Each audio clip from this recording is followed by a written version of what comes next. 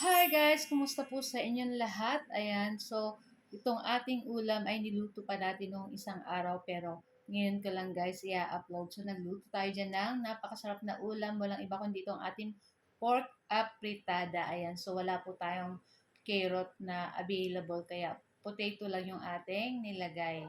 So tara na guys at samahan niyo po magluto at enjoy watching po. Ayan, so kung bago pa lang po kayo sa aming page. Huwag niyo po sana kalimutan mag-like, follow para palagi po kayong updated sa aming mga bagong video na i-upload.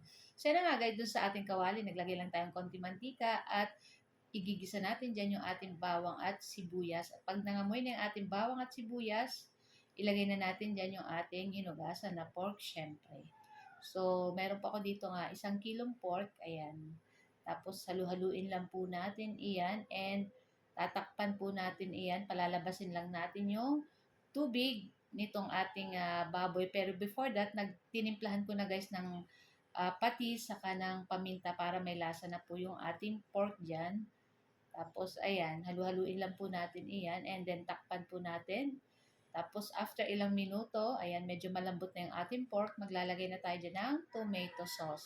Pwede po kayong gumamit ng tomato paste, so kahit ano po ang pwede nyong ilagay. Basta mag-color orange yan. Ayan.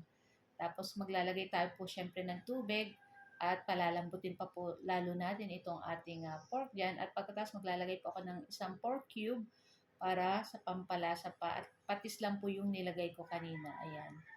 So, pork cube lang yung ating nilalagay. Kung matabang pa, pwede nyo dagdagan ng konting asin. So, naglagay lang ko ng konting sugar. Yung ating 1 teaspoon, hindi ko inubos lahat. Konti lang yun, guys.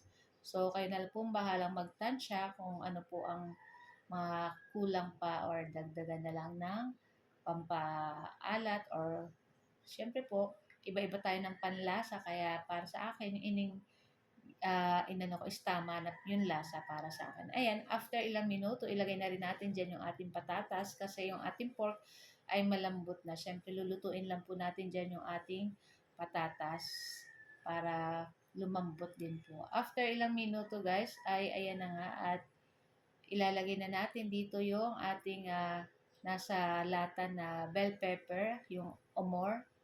Ayan. Tapos, umor po ba? O amor, ayan.